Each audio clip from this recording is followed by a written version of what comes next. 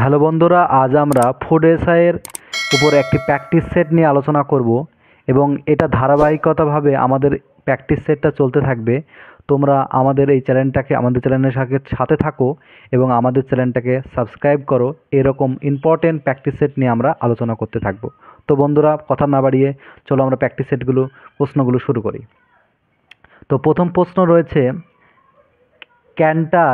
Canter কথাটি ব্যবহার হয় কোন পশুর বিষয়ে?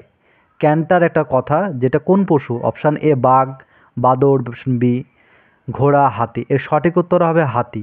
হাতি বিষয়ে এই ক্যান্টার শব্দটা ব্যবহার করা হয়। ঠিক আছে, তো দ্বিতীয় প্রশ্নে আসি। ঊষা গাঙ্গুলি কোন ক্ষেত্রের সঙ্গে যুক্ত ছিলেন? এর সঠিক উত্তর হবে মঞ্চ অভিনয়। 3 নম্বর প্রশ্ন, শেষ জৈন তীর্থঙ্কর কে ছিলেন? শেষ জৈন তীর্থঙ্কর ছিলেন মহাবীর। তাহলে প্রথম জৈন তীর্থঙ্কর কে ছিলেন? এর উত্তর হবে ঋষভনাথ। আর 23তম জৈন তীর্থঙ্কর বললে হবে পার্শ্বনাথ। তাহলে আমরা সবগুলো জানতে পারলাম।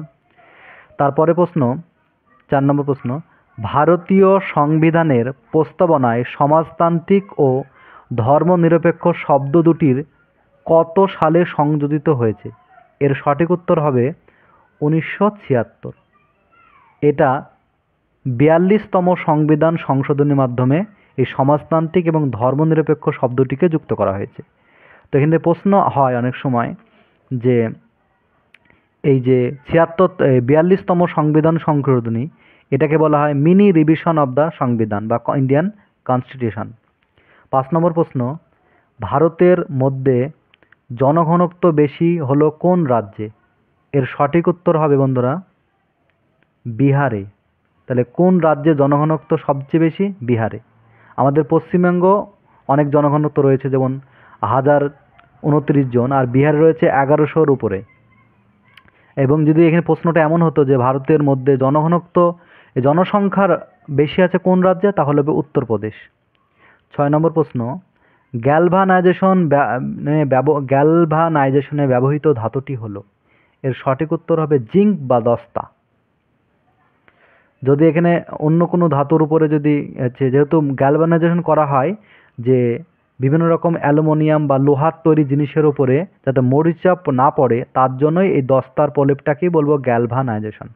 7 নম্বর প্রশ্ন, নিউক্লিয়ার রিঅ্যাক্টর মডারেটর রূপে ব্যবহার করা হয়, অর্থাৎ যেখানে আমরা পারমাণবিক যে গবেষণা পারমাণবিক চুল্লিতে যেটাকে আমরা মডারেটর হিসেবে ব্যবহার করব, সেটা হচ্ছে থোরিয়াম। 8 নম্বর প্রশ্ন, আকবরনামা কার রচনা? এর সঠিক উত্তর হবে আবুল ফজল। আকবরনামা আবুল ফজলের লেখা। আবুল ফজলের আরেকটি গ্রন্থ আছে, সেটা হচ্ছে আইনি আকবরী। এই দুটোই খুবই মোগল আমলের বিখ্যাত দুটি গ্রন্থ। এছাড়া ইবন বতুতার যদি আমরা একটি রচনা বলি, সেটা হচ্ছে রেহেলা, অর্থাৎ অল হিন্দ বা রেহেলা বলতে পারি। রেহেলা বা কিতাবুল রেহেলা হচ্ছে ইবন বতুতার লেখা একটি গ্রন্থ। আর বদাউনির রয়েছে, তিনি সুলতানি আমলের একজন কবি। টোডরমল হচ্ছে আকবরের রাজস্ব মন্ত্রী।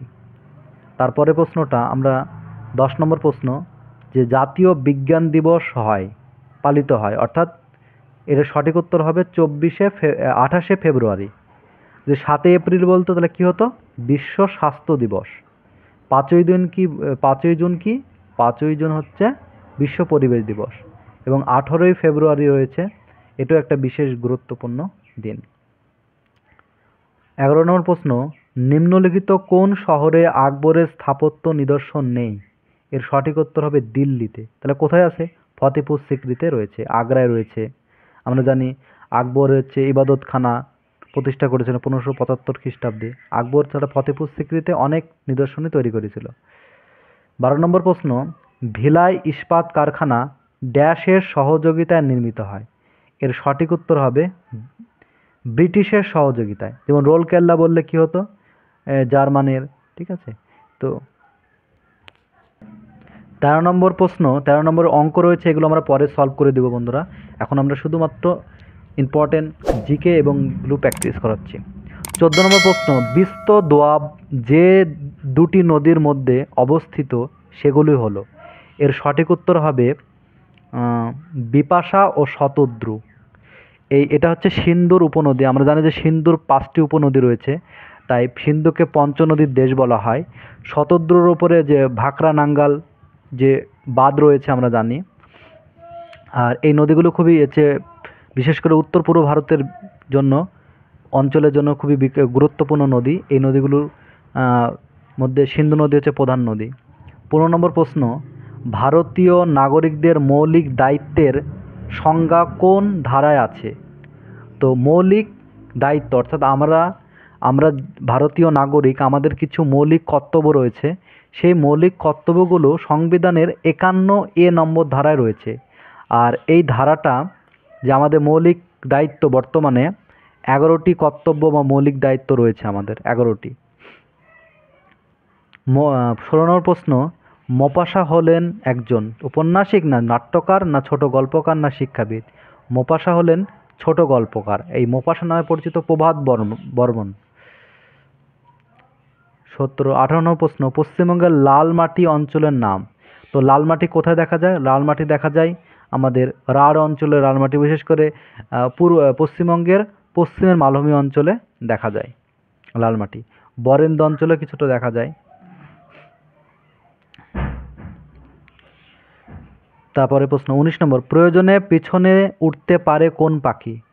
এই বন্ধুটা খুবই ভালো, একটি গুরুত্বপূর্ণ ইন্টারেস্টিং একটি ভিডিওটা, যেখানে এর উত্তর হবে হামিং বার্ড। হামিং বার্ড হচ্ছে এমনই একটি পাখি যে সেকেন্ডে 80 বার তার ডানাকে নাড়াতে পারে, এবং একই সাথে পাখি সামনেও যেতে পারে এবং পিছনে যেতে পারে।